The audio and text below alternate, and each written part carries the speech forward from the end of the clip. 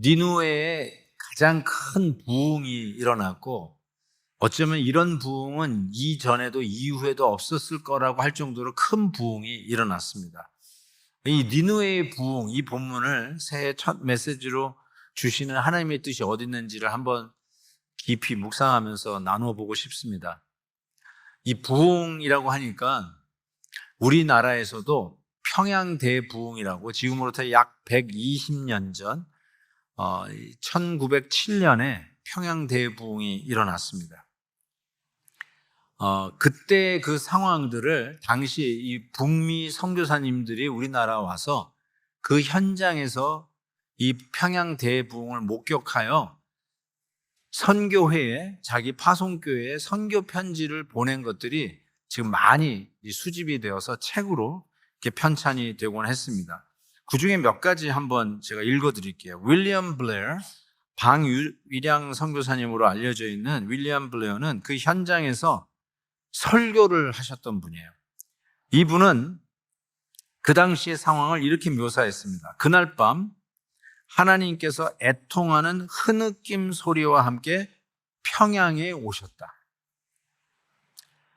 회중 전체가 죄를 자복하고 통성으로 기도하는 소리가 마치 거대한 폭포와 같았다라고 말씀하시면서 이렇게 얘기합니다. 사람들이 하나 둘씩 일어나 자신의 죄를 고백하며 바닥을 주먹으로 치며 울부짖는 모습은 형언할 수 없는 영적 고뇌를 보여주었다라고 그는 서술하고 있습니다. 또 그 현장에 있었던 그레암 리 선교사님, 이기람 선교사님으로 알려져 있죠.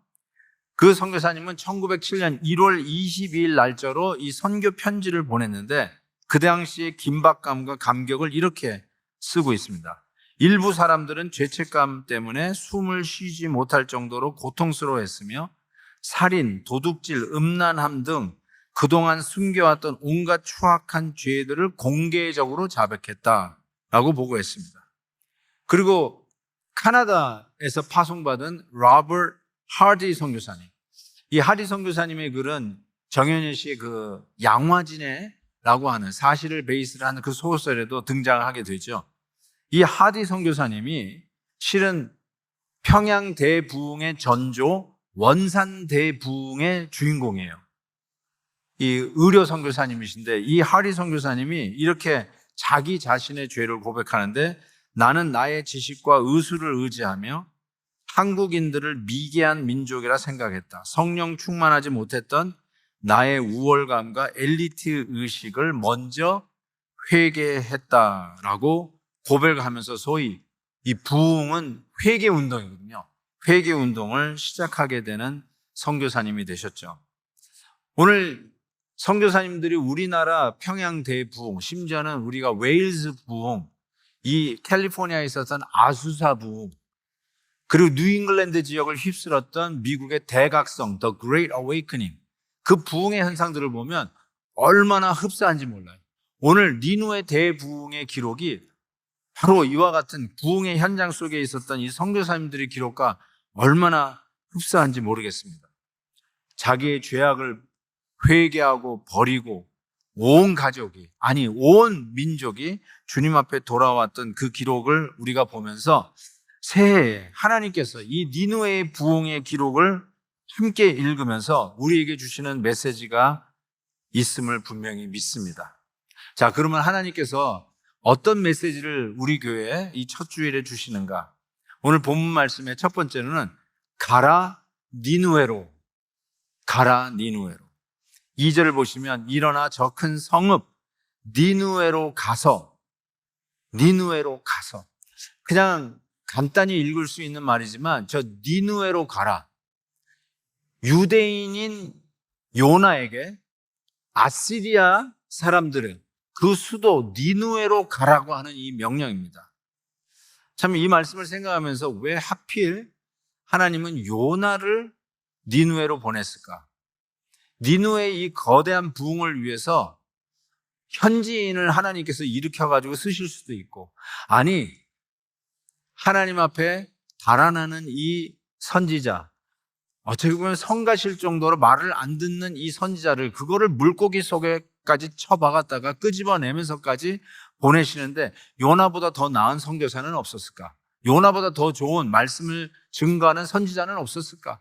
더 똑똑하고 더 성숙하고 신실한 사역자는 없었을까?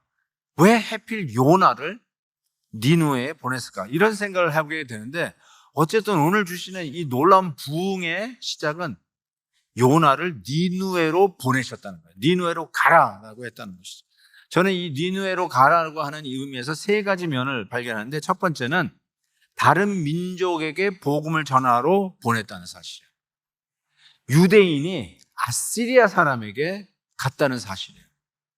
물론 자기 유대인들에게도 복음을 전해야 되지만 오늘 이 거대한 부흥의 시작은 유대인이 다른 민족 아시리아 사람에게 가서 복음을 전했다는 사실이고요. 두 번째로는 자기의 고향을 떠나서 전했다는 사실이에요. 자기 집을 떠나서 가야 했어요. 그것이 두 번째 이 니누에로 가라라고 하는 의미라고 생각하고 세 번째 의미는 그 부름받은 나라가 설사 원수의 나라라 할지라도 불편한 나라라 할지라도 내가 원치 않는 나라라 할지라도 그럼에도 불구하고 일부러 가서 전해야 한다는 사실을 깨닫게 합니다. 가라 니누에로. 여기에 이 세 가지의 의미가 있다라고 생각합니다. 이 세 가지의 의미를 한 단어로 바꾸면 미션입니다. 다른 민족에게 고향을 떠나서 불편하고 힘들고 어려워도 가야만 하는 것. 이거를 한 단어로 선교, 미션이라고 이야기할 수 있습니다. 1987년입니다. 제가 신학교 시절인데 얼추 39년 전이 됐네요. 그때 저희 아내랑 저가 우리 큰딸을 배에 있었을 때 얼바나 샴페인이라고 하는 시카고에서 한 2시간, 1시간인가요? 좀 내려오는 그 지역에서 4년마다 Student Missions Convention이라고 학생 선교 대회를 해요. 거기서 많은 학생들이 선교에 헌신을 하는 선교 대회가 있었는데 그때 저희가 거기에 참석했어요. 12월 26일에 시작해서 1월 1일에 끝나는 선교 대회입니다. Every 4 years 이 일을 하게 되는데 저희가 그때 참석을 했었어요. 그때 강사가 빌리 그레함 목사님, 그리고 제가 이스턴 대학을 나왔는데 이스턴 대학에 아주 유명한 교수가 있어요. 토니 캠폴로, 또 조지 라워, 그리고 저희 신학교 때 선교를 가르쳐 주셨던 하비 칸, 가나베 교수님, 한국에 선교사로 나가셨던 분이시고, 그리고 그때 여성 선교사로, 메디컬 닥터 선교사로 헬렌 로즈비얼 선교사님이 강사로 뛰었어요. 또 성경 강해로는 이 페르난도 목사님이 또 강해를 하셨는데 그때 이 기라성 같은 강사님들이 선교 대회 때 성경 강해를 뭘로 했냐면 요나서를 했어요. 바로 이 요나서를 가지고 말씀을 하면서 이 요나서가 선교의 책입니다. 선교를 위한 책입니다. Should I not be concerned? 내가 아끼지 아니하랴 라고 하는 주제로 그때 컨벤션이 있었는데 그때 제가 요나서가 이게 선교에 관한 책이구나. 아니나 다를까 지금 요나가 니누에로 가잖아요. 이 의미 자체가 미션, 선교라는 것을 깨닫게 됩니다. 저는 하나님의 복음은 이처럼 자기의 집, 고향을 떠나 전해지는 것이라고 확신합니다. 그래서 저는 이 자기 집을 떠나 다른 나라에 가는 것, 이거를 디아스포라라고 합니다. 디아스포라.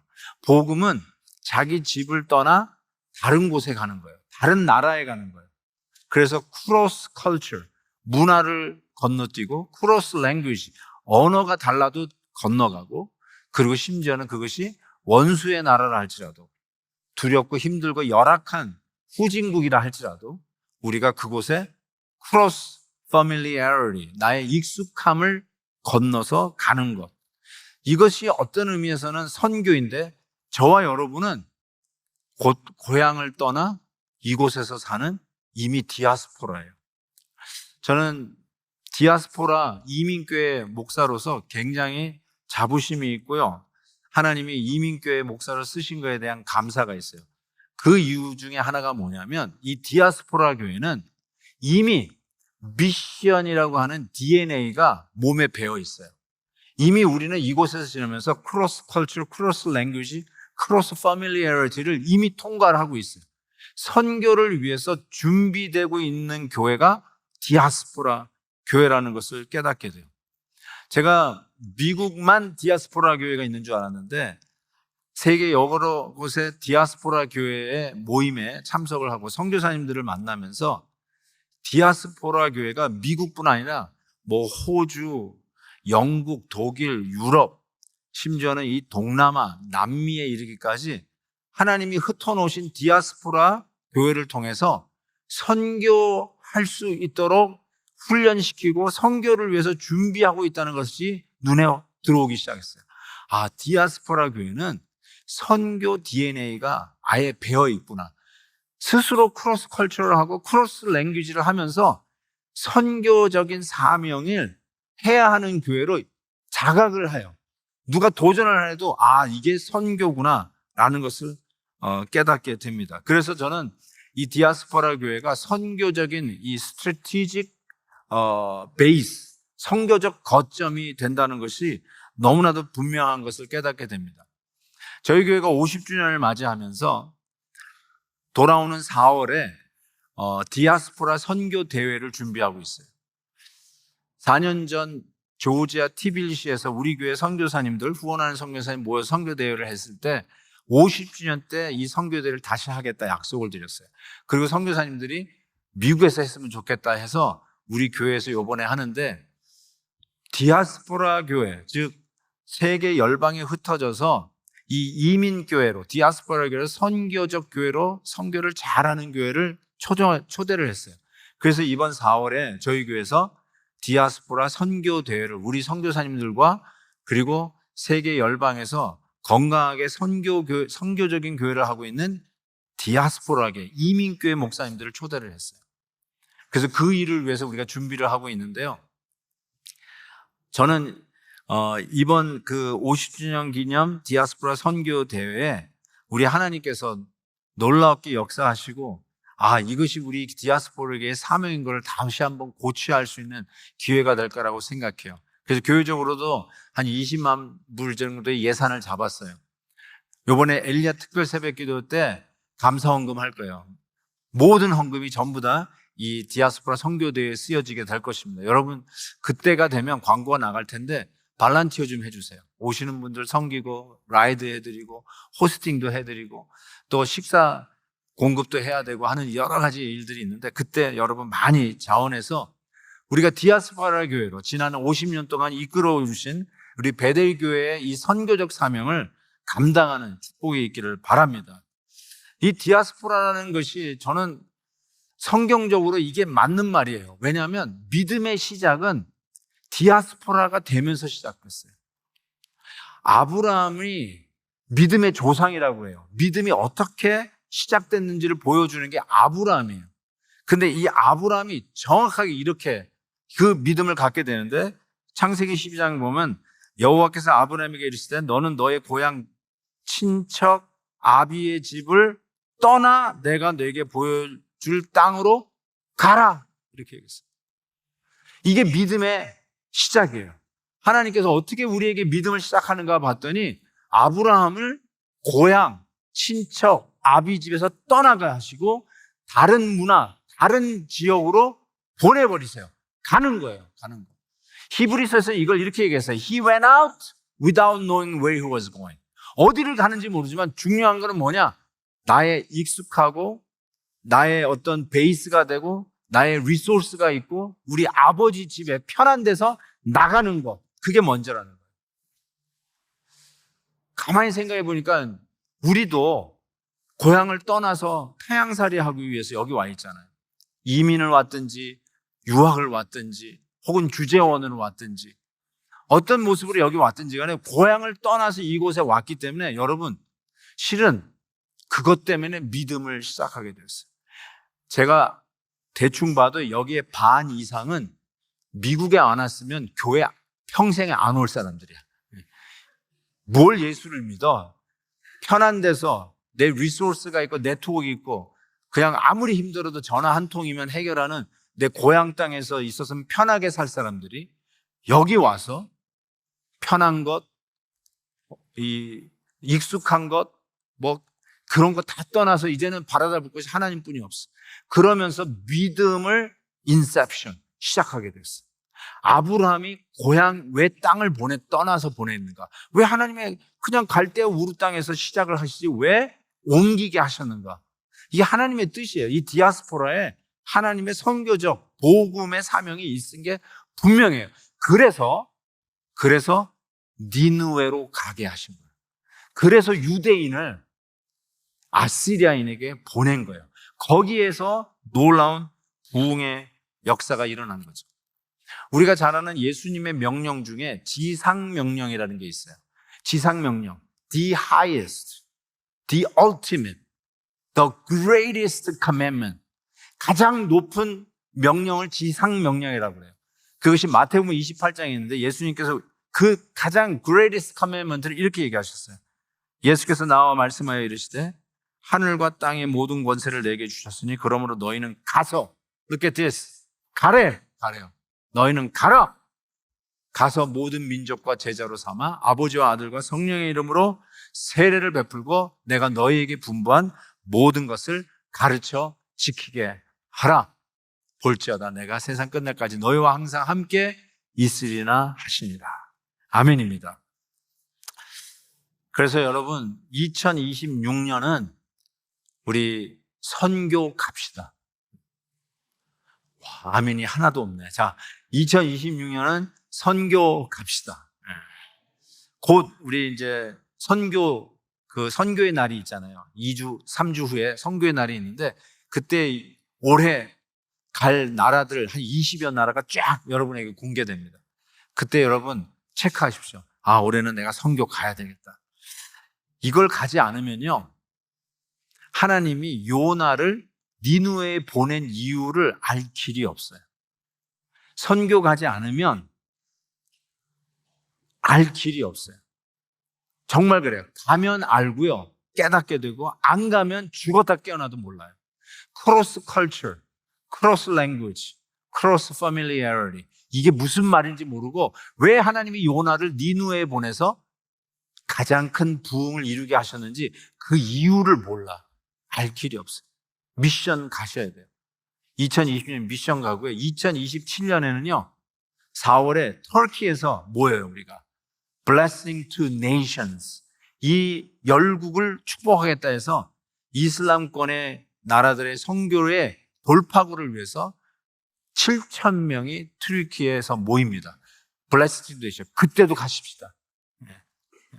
그때도 주님의 이름으로 우리 베델교회가 일어나서 선교의 현장 맨 프런트 라인에 설 수 있기를 바랍니다. 팀 켈러 목사님이 우리 신학교 때 가르쳐 주시던 교수님이신데 이 요나서 가지고 책을 쓰셨어요. 그 책의 이름이 The Prodigal Prophet이에요. 탕자를 Prodigal Son이라고 그러잖아요. 그런 것처럼 이 하나님의 말씀을 어기고 달아난 선지자 요나, The Prodigal Prophet이라고 하는 책을 썼는데 저는 이 팀 켈러 목사님 왜 요나를 크로스 컬처럴에서 아시리아 수도 니느웨에 보내는가에 대해서 말씀하시는데 저희 이 인사이트에 100% 동의합니다. 이렇게 쓰셨어요. 하나님께서는 당신의 백성에게 동화주의와 어시밀레이션 그리고 부족주의, 트라이벌리즘이라고 쓰셨는데 저는 이걸 국수주의라고 번역을 하고 싶어요. 이 부족 혹은 국수주의 모두를 거부하십니다. 하나님은 어시밀레이션도 아니고요. 트라이벌리즘도 아니에요. 그러면서 이렇게 얘기해요. 세상에 동화되는 것도 아니고 세상으로부터 고립되는 것도 모두 금하십니다. 우리가 이제 어시밀레이션이라는 말을 잘 쓰는 단어잖아요. 제가 유년주일학교 전도사 때 가르치는 애가 제가 그때 기억나요. 우리 한국 사람들은 뭐 이렇게 하면서 얘기를 했더니 그 애가 눈을 똑바로 뜨더니 저한테 I am not a Korean. I'm an American. 딱 그러더라고요. 제가 그걸 보고 이제 알았어요. 아, 얘는 미국 문화에 어시밀레이션 됐구나. 동화되어 있어요. 그래서 이렇게 그냥 미국화 돼버렸어요. 근데 또 어떤 학생은 이래요. I'm not an American. I'm Korean. I want 김치. 그래서 자기는 코리안이라고 그래요. 그런 의미에서 나는 독특하게 나는 이 미국 땅에 살지만 미국 땅은 샐러드 볼이다 해가지고 자기는 코리안으로 살겠대. 그런데 그런 아이솔레이션, 독립도 하나님이 원치 않아요. 하나님은 어시밀레이션도 아니고 그리고 아이솔레이션도 아니에요. 저는 이 말에 동의하면서 이때 성경 구절 에레미야, 우리가 계속 좀 큐티했던 에레미야를 이야기하면서 에레미야는 어떤 거냐면 강제로 이민을 가버렸잖아요. 우리는 선택해서 이 땅에 왔다고 하고 우리가 원해서 왔다고 하지만 이스라엘 백성들은 그때 완전히 강제로 이송이 됐잖아요. 바벨론으로 완전히 강제로 끌려갔는데 그 강제로 끌려간 소위 이민자들, 디아스포라에게 하나님이 주신 말씀을 이야기하는데 한번 보세요. 만군의 여호와 이스라엘 하나님께서 예루살렘에서 바벨론으로 사로잡혀 가게 한 모든 포로에게 이렇게 말씀하셨어요. 보세요. 뭐라고 이 포로들에게 얘기해요? 너희는 집을 짓고 어디 가세요? 바벨론 가서 집 짓고 거기에서 살며 텃밭을 만들고 그 열매를 먹으라. 그리고 아내를 맞이하고 자녀를 낳고 너희 아들이 아내를 맞이하며 너희 딸이 남편을 맞아 그들로 자녀를 낳게 하여 너희가 거기에서 이렇게 됐어. 번성하고 줄어들지 아니하게 하라. 그리고 나 하신 말씀이 너희는 내가 사로잡혀 가게 한 그 성읍의 평안을 구하고 그를 위하여 여호와께 기도하라. 이는 그 성읍이 평안함으로 너희도 평안할 것입니다. 여기서는요, 아이솔레이션도 안 가르치고요. 그리고 어시밀레이션도 안 가르쳐요. 그러면 우리 이민자들, 디아스포라가 어떻게 살아야 되냐? 한마디로 이 땅을 축복하며 살라는 거예요. 너희들 때문에 너희들이 디아스포라 되어서 살고 있는 이 땅이 평안, 샬롬을 얻고 복을 받게 하라. 그게 바로 하나님께서 강제로, 심지어는 강제로 포로되어서 온 그 자기 백성에게 한 말이 네 이 땅에서 텃밭을 일구고 열매를 구하고 시집장가 가고 이 땅을 위해서 사는데 이 땅을 축복하며 살라는 거예요. 이것이 바로 하나님께서 우리를 디아스포라로 살게 하신 이유고 그 이유가 바로 요나를 니누에에 보낸 이유라는 거예요. 그런 의미에서 저희는 우리 베들교가 여기에 50년 살았잖아요. 저는 얼바인이 세계에서 제일 좋은 도시 중에 하나일걸요. 모든 사람이 여기 와서 살고 싶어하는 정말 좋은 도시인데 이 얼바인이 우리 베델교회 때문에 복받았다고 저는 믿습니다. 너희들 때문에 여기가 복받아야 된다는 거예요. 여러분, 우리 교회 안수 집사님이 우리 얼바인 시장을 2번이나 하셨어요. 우리 교회 집사님이 얼바인 시장을 하셨어요. 당연히 우리 교회 때문에 이 지역이 복받았어요. 저는 그런 의미에서 우리 교회가 이 로컬 커뮤니티의 복이 되기를 원해요. 우리만 복받아서 배 터져서 사는 것이 아니라 우리 교회 때문에 여기 지역이 얼바인이 복을 받고 남가주가 복 받기를 원해요. 그래서 가능하면 저는 우리 교회를 그런 의미에서 오픈하기를 원하는데 저는 늘 그렇지만 세계에서 가장 아름다운 예배당이 여기라고 생각해요. 나는 이렇게 예쁜 예배당을 본 적이 없어요. 여기 들어오면 너무너무 좋지 않아요? 아늑하고 뭔가 좀 피스풀하고 그냥 은혜의 강물이 흘러 넘치는 것 같고 하나님께서 어떻게 이렇게 예쁜 공간을 주셨을까라는 생각이 들어요. 그래서 우리 이 예배당을 자꾸 공유하려고 그러는데 여러분 알다시피 UCI 얼바인 대학에서 지난 3년 동안 크리스마스 때 계속 같이 공연을 했어요. 콰이어, 오케스트라가 와서 여기에 이 강대상에 300명이 올라왔어요. 그러면서 공연을 하면서 이제 매년마다 이 로컬 커뮤니티를 위해서 크리스마스 공연을 하게 됐잖아요. 작년이 벌써 재작년에는 우리 교회 성가대하고 협연을 해서 핸델의 메시아를 공연했잖아요. 그러면서 이웃들에게 이 연말에 크리스마스 이런 연주 공연을 하게 되는데 여기 로컬 커뮤니티에 있는 사람들이 막 몰려오기 시작했어요. 여기 토백이라고 하는 분이 지금도 기억합니다. 나는 얼바인에서 태어나서 자랐다고 그러는데 자기는 여기 마이클슨 유니버시티 애비뉴를 매일 지나다니는데 여기에 베델교가 있는지 처음 알았대. 저는 그런 의미에서 베델교가 계속해서 이 로컬 커뮤니티에 오픈을 하고 또 우리 한인 커뮤니티를 위해서도 이런 공간이 필요하고 또 많은 문화 선교사님들, 이번에 우리 교회가 문화 선교사님 2분을 후원하기로 했는데 그 중에 하나가 우리 교회 주제곡을 작곡한 김도현 씨도 우리 교회 문화 선교사로 이번부터 후원하게 되는데 이런 분들에게 플랫폼의 역할을 감당해서 널리 복의 근원, 복을 나누는 그런 교회가 되기를 진심으로 원합니다.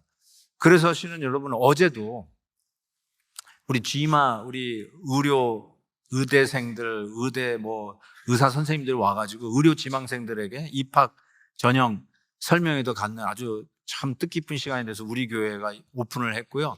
그리고 오늘 금난세 씨가 여기 UCI 바클리 극장에서 공연을 하는데 어제 이 자리에서 또 리허설을 했어요. 어쨌든 우리 교회를 계속해서 이 로컬 커뮤니티가 활용을 하고 하는데 축복을 나눠주고 축복의 통로가 되는 교회가 되기를 진심으로 바랍니다. 전 여러분이 바로 이런 베델교회 50주년 어쩌면 반세기를 하나님께서 축복하셨는데 또 다른 반세기, 또 다른 한 세기를 이 베델교회 때문에 이 지역과 남가주가 하나님의 은혜를 누리는 축복이 있기를 주의 이름으로 축원합니다. 자, 두 번째로 왜 하나님께서 오늘 이 본문을 우리에게 주시면서 가장 큰 부흥이 일어나게 하신 원인이 무엇일까 생각해 봤는데 저는 이거를 다시 기회를 얻은 자라는 타이틀을 잡았어요. 오늘 2절, 1절 말씀에 이렇게 되어 있어요. 조금 천천히 읽을게요. 여호와의 말씀이 두 번째로 요나에게 임하니라. 여호와의 말씀이 두 번째로 요나에게 임하니라. 이 말은 무슨 뜻이냐면 하나님은 giver of second chance. 첫 번째 요나는 실패했어요. 아주 인생의 쓴맛을 본 거죠. 아픔을 겪은 거죠. 물고기 뱃속에서 들어가 저 밑바닥까지 내려간 거죠. 소위 인생의 바닥을 친 거죠. 그 실패를 뼈저리게 경험한 요나에게 두 번째로 second chance를 주시는 하나님으로 등장해서 하나님이 역사에 전무후무했을 법한 니느웨의 부흥을 이루는 주역으로 실패했던 자, 아픔을 경험했던 자, 인생의 바닥이 뭔지를 경험한 자, 눈물이 뭔지를 아는 자, 배신당하는 게 뭔지를 아는 자, 아픔을, 육체의 질병을 알았던 자, 그런 자에게 하나님께서 second chance, 필요하다면 third, fourth, 100 and 1000 chance라도 필요하시면 다시 찾아와서 실패자를 들어서서 하나님의 부흥의 주역으로 쓰신다는 사실이에요. 그러고 보면 성경에서 하나님이 위대하게 쓰신 인물들은 전부 다 실패를 경험하고 세컨드 찬스를 얻었던 자들이에요. 오늘 방금 소개했던 아브라함, 믿음의 시조, 믿음의 시작을 알리는 아브라함 역시 실패를 경험했던 자예요. 자기의 아내를 누이라고 2번이나, 한 번도 아니고 2번이나 거짓말을 했던 자가 아브라함이었어요. 하나님의 마음에 합한 자, 성군이라고 일컫는 다윗도 간음한 자였고 살인자였어요. 실패자였어요. 그러나 그 자를 하나님이 다시 세컨드 찬스를 주세요. 예수님의 수제자라고 했던 베드로 역시 비자 앞에서 예수님을 부인하고 아니 저주까지 하되 그 자를 부활하신 예수님이 갈릴리 바다에 찾아오셔서 네가 나를 사랑하느냐? 네가 나를 사랑하느냐?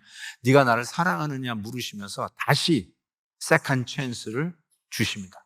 하나님은 엘리트가 없어서가 아니에요. 더 IQ가 높고 똑똑한 사람이 없어서가 아니에요. 이게 하나님의 신비인 것 같아요.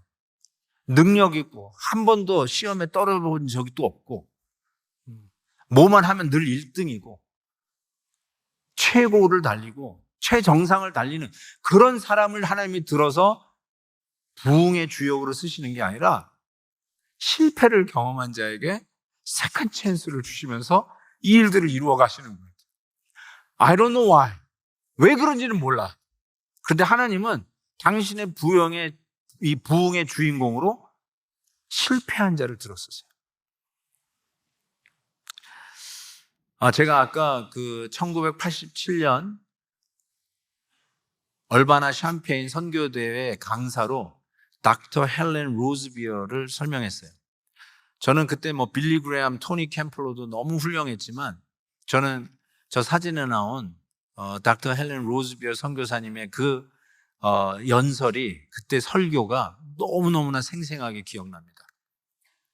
2016년에 돌아가셨는데요. 저분은 콩고 선교사로, 영국 분이신데 콩고 선교사로 가셨어요. 근데 아프리카 나라들이 이렇게 독립을 하면서 실은 다 안정을 찾게 되지만 그 독립하면은 이 반란군에 의해서 굉장히 그 권력을 잡기 위해서 나라들이 많이 혼란합니다. 콩고가 그런 중에 하나였는데 1964년에 이 콩고가 독립되면서 굉장히 어지러웠을 때 콩고로 선교 나갔던 이 닥터 헬렌이 반란군에 의해서 잡혀가지고 폭행을 당합니다. 그리고 3번 강간을 당합니다. 그 얼바나 샴페인 보면 한 3만 명 학생들이 이렇게 거기 운집해서 모여 있는데 그 학생들 앞에서 이 닥터 헬렌 로즈비어가 담담하게 I got raped 3 times 그렇게 얘기하면서 정말 쇼킹이었죠. 오 마이 굿니스. 여성 싱글 선교사로, 의사로 콩고에 가서 섬기는데 강간을 당한 거예요. 이 충격 속에 결국은 1월 1일 날 영국으로 돌아갔다가 그분의 고백 속에 부활절 때 다시 콩고로 들어가게 되었다고 그러더라고요. 그러니까 1월 1일에서부터 부활절까지 그 시간이 회복의 시간이었죠. 아니, 어쩌면 트라우마의 시간이었을 거예요. 예수 그리스도를 전하는 기쁨 속에 이 헬렌 선생님은 철학이 I am privileged 이런 얘기를 하더라고요. 그 책이 하나 나왔는데 제가 아직 제 손에는 넣지 못했는데 Give me this mountain and he gave us a valley 라고 하는 이 헬렌 로즈비어의 자서전적인 자기의 선교 이야기를 저 책에 다 담았어요. 그런데 제가 유튜브에 쳤더니 제가 얼바인 샴페인에서 강의한 건 없고요. 여러 군데에서 인터뷰한 거는 이 유튜브에 써 있더라고요. 그래서 여러분 만약에 기회가 되시면 한번 헬렌 로즈비어 치시면 유튜브에서 이분의 간증을 직접 들을 수 있을 거라고 생각합니다. 어쨌든 저 책에도 나오는 이야기인데요. 이분이 그 트라우마 속에서 항상 자기는 특권, 하나님의 은혜를 나누는 선교사로서 I'm very much privileged. 이거가 삶의 철학이었대요. 그런데 그 특권을 가지고 선교하다가 강간을 당한 것은 이게 웬일인지 하나님 앞에 이제 묻는 거, 하나님 왜 나한테 이런 일이 일어났습니까? 이걸 묻지 않을 수가 없는 거죠. 뭐 죄를 짓다가 강간을 당했으면 싸다라고 할 수 있을지 모르지만 하나님의 일들을 위해서 프리빌리지, 그 사명을 가지고 혈혈단신 여성 싱글 선교사로 섬기는데 이 강간을 당하니까 이게 무슨 일인가 싶더래요. 이런 상황 속에서 오스트레일리아, 호주의 한 젊은 부부를 만나게 된 이야기를 하는데 그 부부는 지난주에 2살짜리 아들이 집에 있는 수영장에서 익사를 당했어요. 그래서 너무 황망한 가운데 있는데 어떻게 위로해 줄 길이 없더라고요. 그래서 기도하면서 하나님 저 부부를 어떻게 위로할지 주님의 말씀을 주세요 하고 하는데 감동이 네가 콩고에서 강간당한 얘기 하라고. 그래서 자기가 그 감동이 오니까 하나님 앞에 불평하다 이렇게 얘기했대요. 아니 지난주에 수영장에서 죽은 아들을 때문에 슬퍼하는 이 부부와 내가 콩고에서 강간당한 얘기가 무슨 상관이 있습니까? 왜 그런 이야기를 하라고 하는 겁니까? 막 오히려 하나님 앞에 불만을 토하는데 계속해서 그 말을 하라는 감동 속에 그 부부에게 자기가 당한 얘기를 하기 시작했대요. 그런데 이게 웬일이에요? 그 얘기를 하는데 별로 상관없는 일 같은데 그 엄마가 거기서 위로를 얻고 힐링을 체험하게 돼요. 그리고 나서 다시 3년 후인가 4년 후에 이 부부를 만나는 얘기를 하는데 그 이후 만나서 너무 반갑다고, 내가 그 이후 당신을 위해서 늘 기도하고 있었노라고, 어떻게 지냈냐고 했더니 이 아들을 잃어버렸던 이 엄마가 이렇게 간증을 하더래요. 당신이 떠나간 이후에 그때 남편도 같이 들던 남편은 도저히 이해가 할 수 없어서 계속 화가 나 있었대요. 그런데 그 다음에 바로 이웃집 젊은 부부에게 일이 터졌는데 그 이웃집에 아들이 있었는데 이 아들이 5살인가 4살인가 했는데 집에서 막 놀다가 현관문을 열고 탁 튀어나갔대요.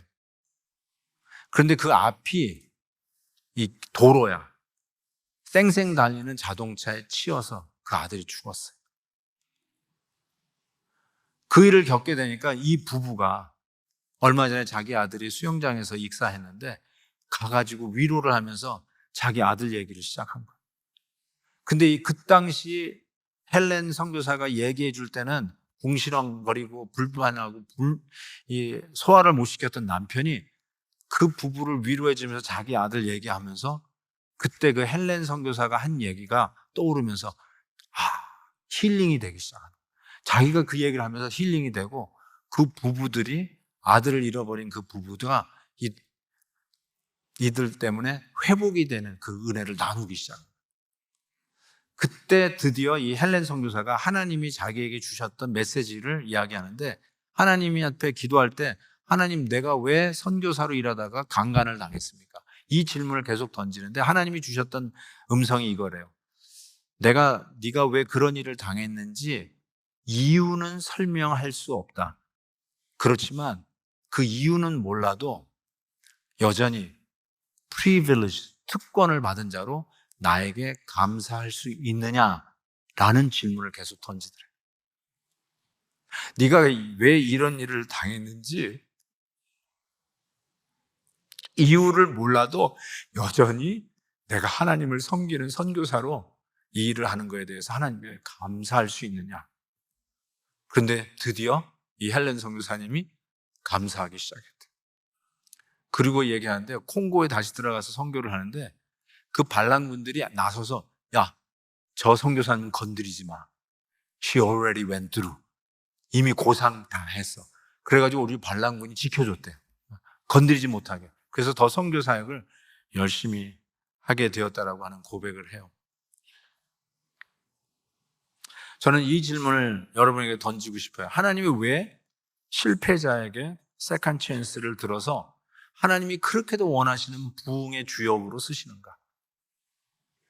I don't know. 하나님이 왜 나에게 이 아픔을 겪게 하시는지, 내가 왜 이렇게 밑바닥을 뚝 떨어진 사람 같은 이런 아픔을 겪게 하셨는지. 저한테도 이런 질문을 해봐야죠. 왜 나는 암에 걸렸는지. I don't know. 여기에도 많이 아픈 분들이 계실 거예요. 왜 나에게 이런 고난이 왔는지. I don't know. 근데 하나님이 던지는 질문이 이거예요. 내가 그 이유를 설명 안 해도 너는 여전히 나에게 감사할 수 있냐? 이 질문이죠. 어쩌면 이것을 하나님의 요나에게 하셨을지 몰라요.